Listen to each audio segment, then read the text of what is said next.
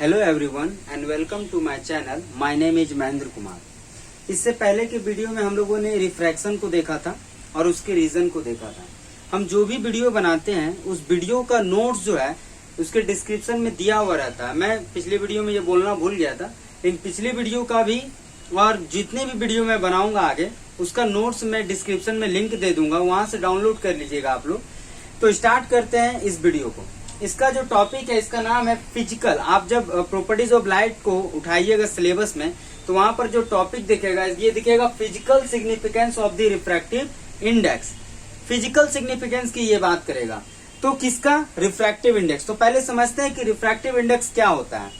हम लोगों ने पिछले वीडियो में देखा था कि लाइट अलग अलग स्पीड से अलग अलग मीडियम में ट्रेवल करता है, यानी कि हर मीडियम लाइट को ट्रेवल करने के लिए अलग अलग स्पीड प्रोवाइड करता है। तो जो opposition in travel of light जो होता है उसी को एक्सप्रेस किया जाता है रिफ्रैक्टिव इंडेक्स से, या यूं कह सकते हैं कि refractive index tells the bending ability of that medium. एक मीडियम लाइट को कितना बेंड करेगा, उस एबिलिटी को एक्सप्रेस करने वाला जो टर्म है उसका नाम है रिफ्रैक्टिव इंडेक्स। ये इसका फिजिकल डेफिनेशन है। अगर आप इसका मैथमेटिकल डेफिनेशन जानना चाहेंगे तो हम कह सकते हैं refractive index is the ratio of speed of light in vacuum by speed of light in the medium. मतलब लाइट का स्पीड जो वैक्यूम में होता है दैट इज मैक्सिमम, सी से डिनोट किया जाता है 3 × 10⁸ मीटर पर सेकेंड। और जो इस मीडियम में मान लीजिए वाटर है या डायमंड है या कुछ भी है, जो भी मटेरियल है उस पर इसका अगर स्पीड लिखा जाए और दोनों को अगर हम डिवाइड करेंगे तो जो रेशियो मिलेगा वो हमको refractive index of that medium. अगर नीचे वाटर रखें तो वाटर का रिफ्रैक्टिव इंडेक्स, नीचे अगर डायमंड रखें तो डायमंड का रिफ्रैक्टिव इंडेक्स हमको मिल जाएगा। और इस रेशियो को एब्सोल्यूट रिफ्रैक्टिव इंडेक्स या सिंपल रिफ्रैक्टिव इंडेक्स भी कहा जाता है।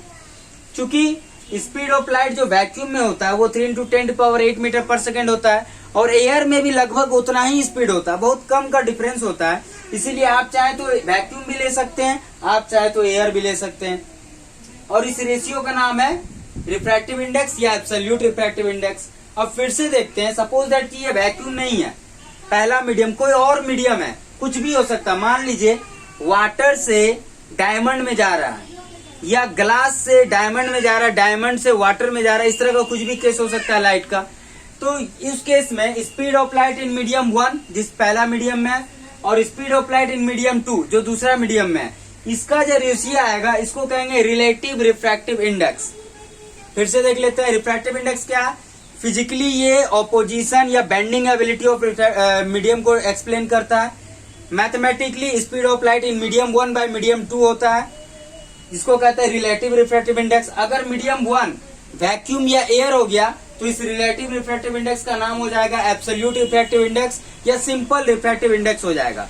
अब इस रिफ्रैक्टिव इंडेक्स का क्या क्या फिजिकल सिग्निफिकेंस है उसको भी हम देखेंगे। आप चाहे तो इसका स्क्रीनशॉट ले लें।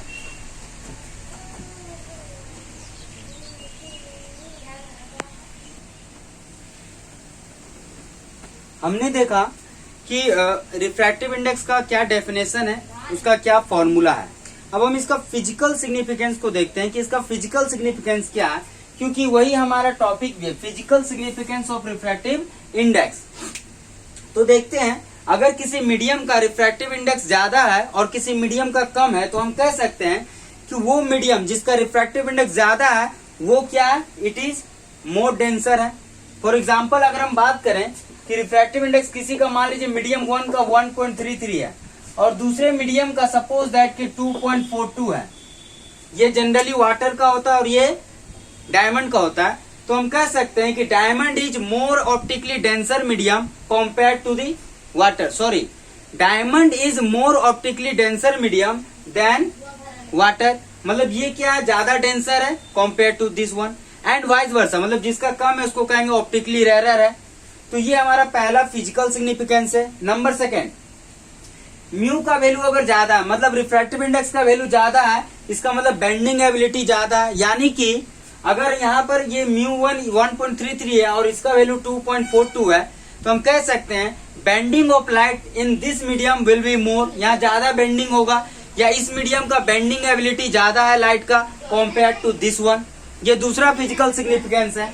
तीसरा, अगर सपोज दैट कि रे ऑफ लाइट एक मीडियम से दूसरे मीडियम में जा रहा है इस तरह से, और इसका भी रिफ्रैक्टिव इंडेक्स μ1 है, इसका भी रिफ्रैक्टिव इंडेक्स μ1 है, यानी दोनों का रिफ्रैक्टिव इंडेक्स का वैल्यू सेम है, उस केस में हम कहेंगे no change in direction of the, there is no bending of light. यहाँ पर बेंडिंग ऑफ लाइट नहीं होगा, ये टुवर्ड द नॉर्मल या अवे फ्रॉम द नॉर्मल ऐसा कोई भी बेंडिंग नहीं होगा, क्योंकि दोनों का रिफ्रैक्टिव इंडेक्स सेम है। ये तीसरा फिजिकल सिग्निफिकेंस है। चौथा, μ12 इज इक्वल टू 1/μ21, मतलब रे ऑफ लाइट मीडियम 1 से मीडियम 2 में जा रहा है सपोज दैट, तो यहाँ पर जब 1 से 2 में जा रहा था इसका रिफ्रैक्टिव इंडेक्स निकाले, सपोज दैट μ12 आया, और सेम रे ऑफ लाइट या मान लीजिए सेम मीडियम के बीच में वो जा रहा है, मतलब मीडियम 2 से मीडियम 1 में जा रहा है, तो इस केस में जब हम रिफ्रैक्टिव इंडेक्स निकालेंगे तो वो आएगा μ21 आएगा। तो ये दोनों ही रेसिप्रोकल होता है एक दूसरे का, मतलब μ12 इज इक्वल टू μ21। इस पर बेस्ड न्यूमेरिकल भी आएगा कि रे ऑफ लाइट जो है वैक्यूम से वाटर में जा रहा तो उसका रिफ्रैक्टिव इंडेक्स ये है, तो बताइए जब वाटर से वैक्यूम में जाएगा तो क्या होगा, तो 1 बाय करके उस रिफ्रैक्टिव इंडेक्स को कर देंगे, उसका उल्टा कर देंगे, हमको वैल्यू मिल जाएगा। ठीक है, तो ये इसका फोर्थ फिजिकल सिग्निफिकेंस था। फिफ्थ सिग्निफिकेंस क्या है कि म्यू का वैल्यू अगर सपोज दैट 1.5 दिया हुआ है, तो म्यू मतलब यहाँ पर बात हो रहा है रिफ्रैक्टिव इंडेक्स का।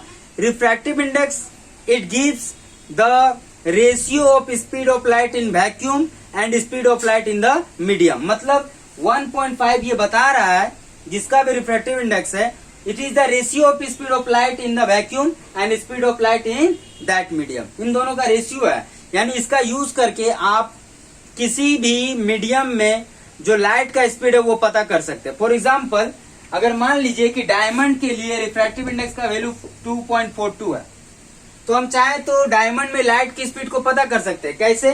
क्योंकि हम जानते हैं म्यू इक्वल टू होता है C/V। C क्या speed of light in the vacuum, V क्या speed of light in the medium. तो यहाँ पर से हम चाहे तो कह सकते हैं V इक्वल टू क्या होगा, C/μ।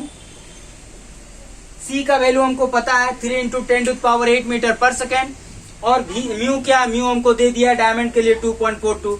तो दोनों को रख करके हम कैलकुलेट करके हम बता सकते हैं कि डायमंड में इस लाइट का स्पीड क्या होगा। तो इस तरह से ये इसका फिजिकल सिग्निफिकेंस है। इस पर ऑब्जेक्टिव क्वेश्चन और न्यूमेरिकल्स बहुत ज्यादा आते हैं एग्जाम्स में, आप इसको अच्छे से देख लीजिए। और आज जो मैंने पढ़ाया उसका नोट्स भी मैं डिस्क्रिप्शन के लिंक में दे दूंगा। आपको अगर कुछ कहना हो तो आप कमेंट सेक्शन में बोल सकते हैं। और थैंक्स फॉर द वॉचिंग। इस वीडियो में इतना ही फिलहाल।